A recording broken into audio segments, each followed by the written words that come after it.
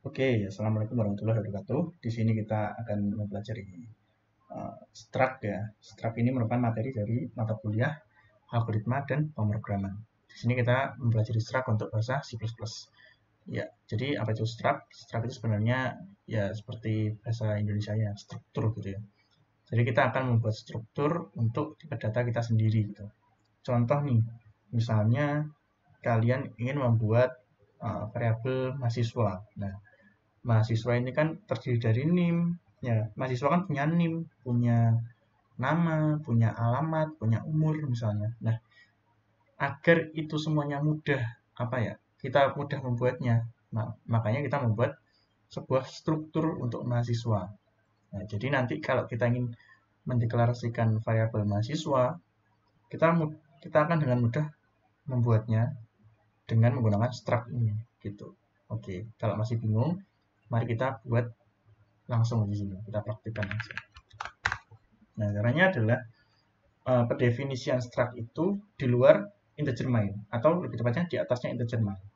Nah, tulis saja di sini struct.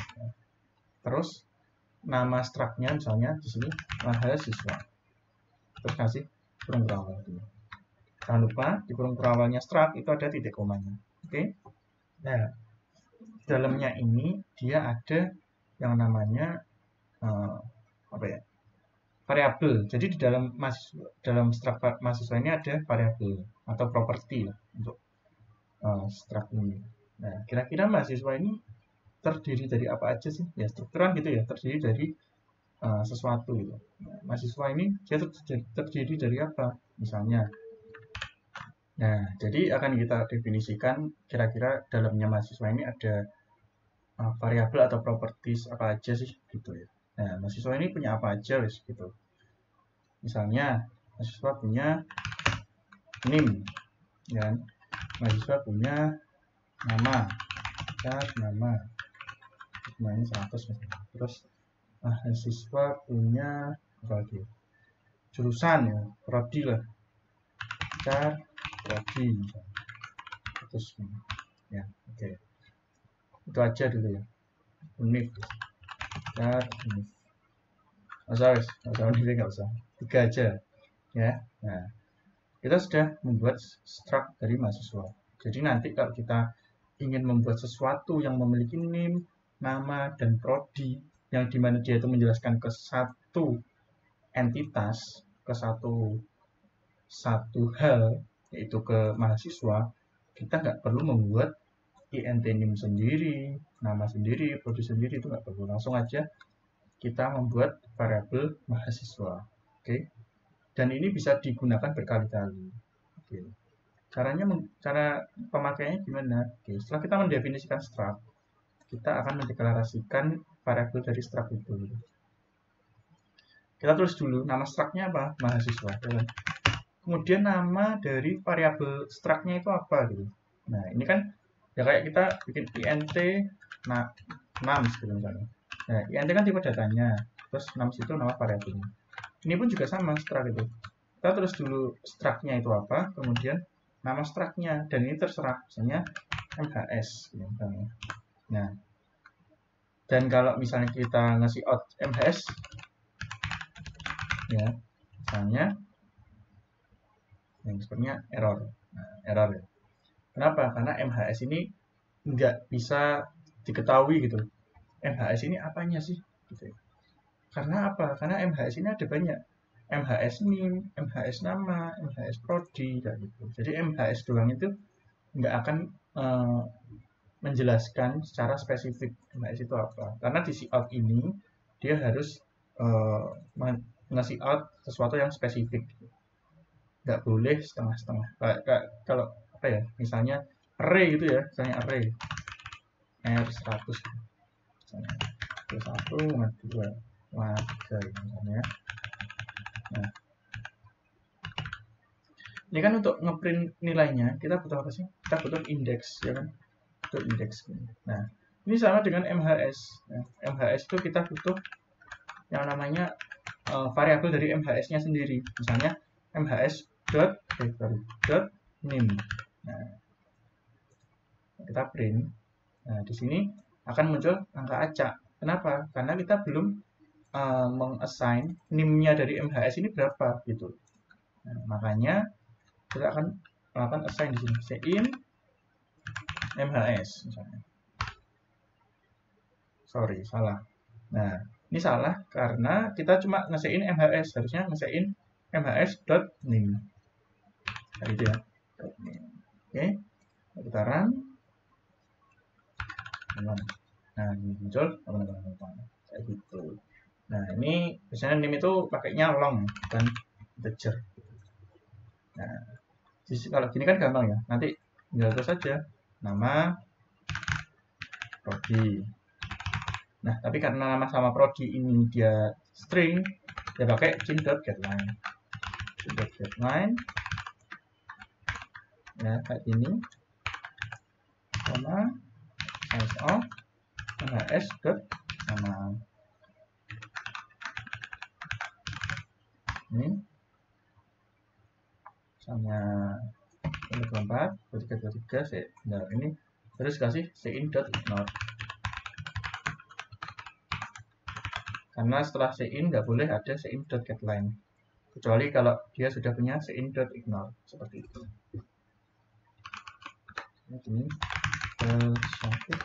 nah, bisa ya. Oke, mantap.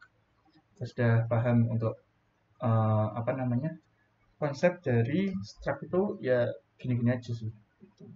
Mungkin nanti yang agak sulit itu kalau misalnya bukan sulit juga sebenarnya. Yang agak advance atau kompleks gitu misalnya di dalam struct ini ada pointernya gitu. Tapi sebelum melangkah ke situ kita akan membicarakan tentang nested struct terlebih dahulu. Nah, nested struct itu apa? Nah, kalau kalian sebelumnya paham tentang looping ya, di looping sama di pengondisian itu kan ada nested for, ada nested if seperti itu ya. Nested for itu jika ada looping di dalam looping, ya for dalam for. Nested if itu jika dalam if ada if-nya lagi. Nah, sama dengan struct. Di dalam struct ini kita bisa kasih struct lainnya gitu. Ya, kita bisa ngasih struct di dalam struct mahasiswa. Contohnya, misalnya di sini ingat ya, struct yang didefinisikan dalam mahasiswa itu harus sudah didefinisikan terlebih dahulu di atasnya. Struct apa ya misalnya? Misalnya alamat. Ya. Oke. Ini ya. Nah, di alamat ini ada int rt misalnya. Ya. int rb. Ya. int char alamat. Char kelurahan. Char kecamatan. Char kota. Nah, sama satu ini lagi long kode pos. Nah, ini itu boleh. Ini kan ada alamat nih. Nah, kalau ini kita langsung masukin ke dalam ini kan agak sulit ya. Maksudnya nanti banyak gitu. Makanya karena ini tuh menjelaskan ke satu entitas yaitu alamat. Ya, kenapa enggak kita bikin struct-nya aja gitu ya. Sini jadi nanti kita masukin di sini alamat terus sini alamat asal misalnya. Nah, ini kan udah kan. Nah, cara pendefinisiannya gimana? Gampang sih.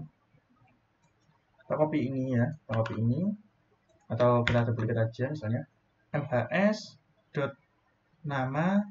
Nah, tadi kan masuk dot nama. Nah, tapi di sini kita mhs dot alamat asal, alamat asal. Nah, alamat asal sendiri itu kan alamat ya. Bedanya kan alamat, ya kan struct alamat.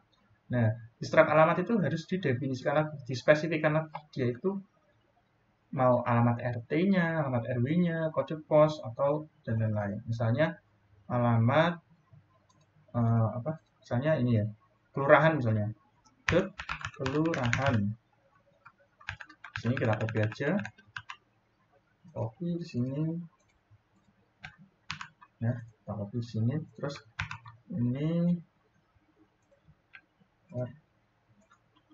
nah, ini ya.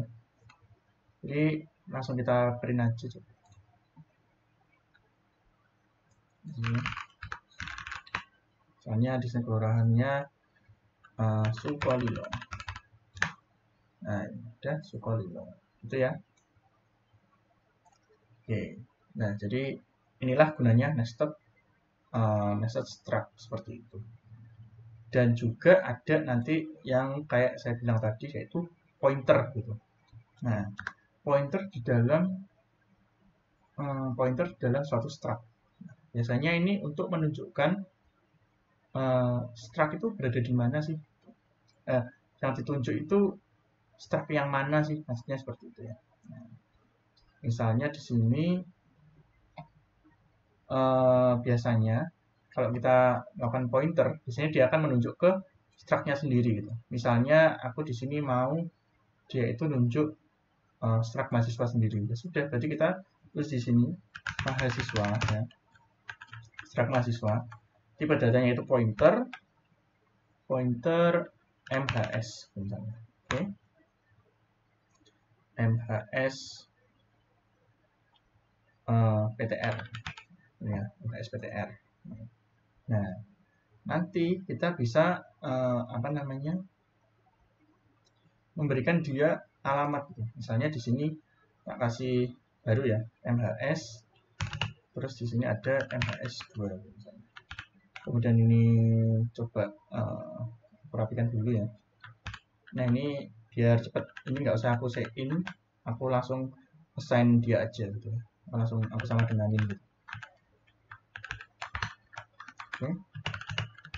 Oke, sudah aku rapikan ya. Di sini aku ganti yang say in tadi, aku ganti dengan assignment, dan yang string jangan lupa pakai strcpy, dan jangan lupa juga untuk menginclude string.h seperti itu ya. Nah, di sini jadi biar kita nggak kelamaan nge-in aja sih gitu. Oke. Nah, kemudian bagaimana dengan yang pointer ini ya kan? Yang pointer ini nanti akan kita tujukan untuk menunjuk mahasiswa gitu. Untuk menunjuk struct mahasiswa, entah struct yang MHS atau MHS2. Nah, karena di sini aku sudah punya MHS2, aku akan coba untuk bagaimana jika MHS PTR-nya itu menunjuk ke alamat MHS2. Apa yang akan terjadi gitu. Nah, di sini biasa dengan MHS.MHS PTR sama dengan alamat dari MHS2. Nah, kemudian kita bikin dulu di sini MHS2.name-nya misalnya 7777 misalnya. Ya, yang MHS NIM-nya 8888 ya. Ada 5 digit ya. Kalau yang MHS2 NIM-nya 777 5 digit gitu. Oke. Nah, kalau kita coba cout ya, cout MHS1.name. Enggak usah deh, di sini ada ya. Di bawah ini ada ya, MHS.name. Itu nanti dia akan munculnya berapa? 8888. Oke. Nah, bagaimana jika MHS PTR-nya ini kita print gitu. Cout MHS2.MHS PTR MHS ya, MHS.MHS PTR. Nah, dia akan masuk ke ini apa namanya? Dia akan mengeluarkan alamatnya. Alamat dari siapa ini kira-kira? Alamat dari MHS2 gitu ya. Nah,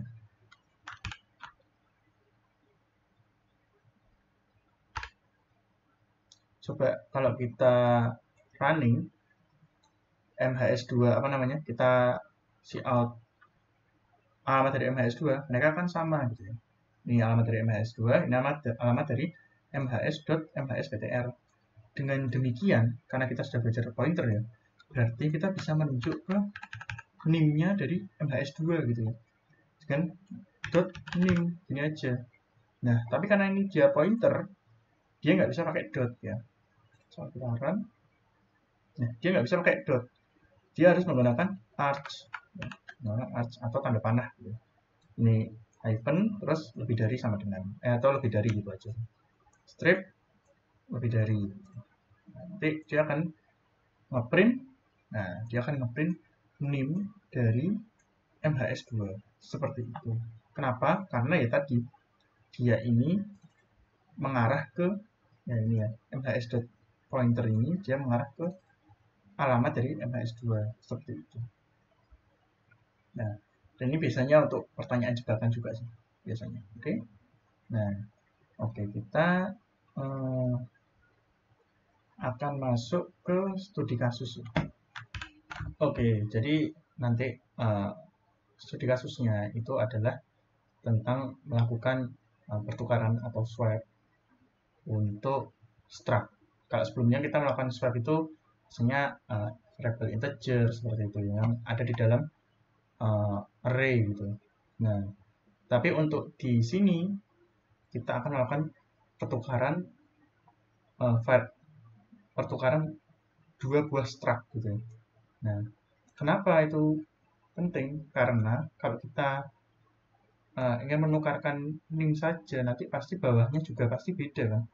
Mahasiswa NIM-nya kan kalau ditukar pasti nama NIM-nya diganti ya, NIM-nya diganti. Pasti nama, prodi, sama alamat kan pasti juga ikut ganti gitu. Nggak boleh cuma NIM-nya doang yang ganti. Pasti akan datanya pasti salah gitu ya. Meskipun bisa, tapi kalau kenyataannya kan pasti begitu, bukan salah. Nah, makanya dari itu di sini saya sudah bikin suatu variabel untuk struct mahasiswa namanya MHS, yaitu array. Jadi struct itu boleh array juga ya. Penulisannya seperti ini biar rapi saja. Jadi ini untuk membungkus array-nya. Cuma saya kasih cuma 2 aja gitu ya. 2 aja. Kemudian ya seperti ini sih. Ini NIM-nya, ini nama, prodi, kemudian ini struct alamatnya. Jadi untuk membungkus struct itu kita kasih kurung perawal gitu ya. Terus yang variable pointernya saya hapus saja biar lebih simpel gitu. Nah, kita akan membuat jadi sebenarnya ini akan cukup cepat ya nanti. Jadi caranya adalah kita membuat fungsi dulu di sini. Point ya, kita akan memanfaatkan pointer lagi. Swap my struct. Sini misalnya di sini mahasiswa ya. Jadi tipe datanya itu harus mahasiswa bintang A, mahasiswa bintang B. Nah, kita pakai cara yang lama ya. Temp temp sama dengan bintang A, bintang A sama dengan bintang B sama dengan temp. Oke. Nah, kemudian langsung akan kita swap ini.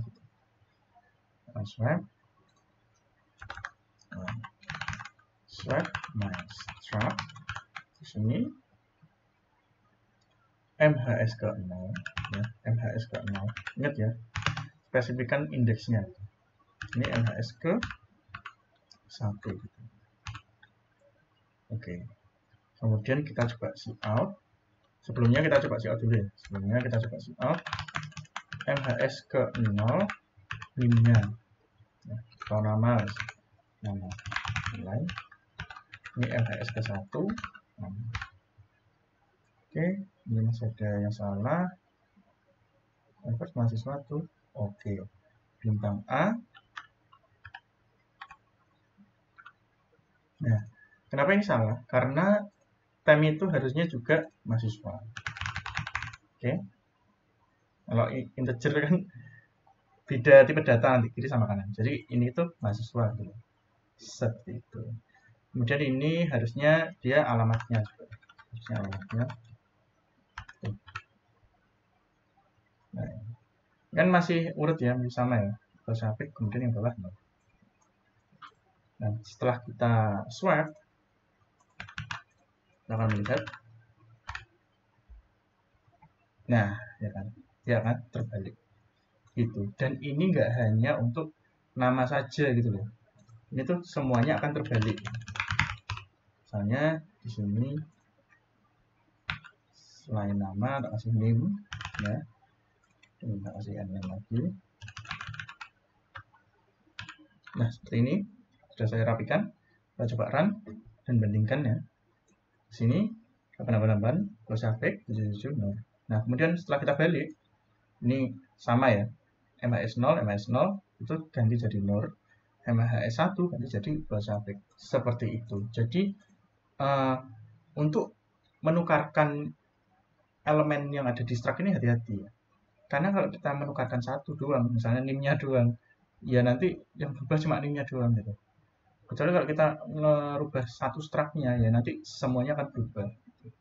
Maka dari itu kita memanfaatkan pointer dalam hal ini seperti itu. Jadi aslinya di studi kasus saya yang pointer itu lebih tepatnya digunakan untuk yang hal-hal seperti ini. Untuk struct, karena satu-satunya cara ya seperti ini. Kalau nggak begini gimana? Ya harus satu-satu ya. Nge-swapnya integer name-nya mula-mula terus namanya di swap apa sih lumayan memakan waktu sih. Tapi kalau dengan cara ini pasti akan langsung selesai seperti itu. Nah, jadi sudah paham ya untuk penggunaan struct. Nah, struct ini pasti nanti akan banyak digunakan khususnya untuk apa ya data yang sekiranya kompleks gitu seperti mahasiswa ini. Ini kan datanya banyak. Nah, kalau misalnya kalian menggunakan array juga nggak bisa. Array itu harus tipe datanya sama. Gitu. Kalau struct ini tipe datanya boleh beda untuk satu. Nah, makanya di sini saya menggunakan array dengan struct. Ya, array dari mahasiswa, struct-nya ya struct mahasiswa. Nah, dengan begini kita bisa menghimpun banyak mahasiswa. Oke, saya rasa sekian untuk tutorial algoritma dan pemrograman. Terima kasih, khususnya untuk yang ini ya, untuk yang struct. Terima kasih. Wassalamualaikum warahmatullahi wabarakatuh.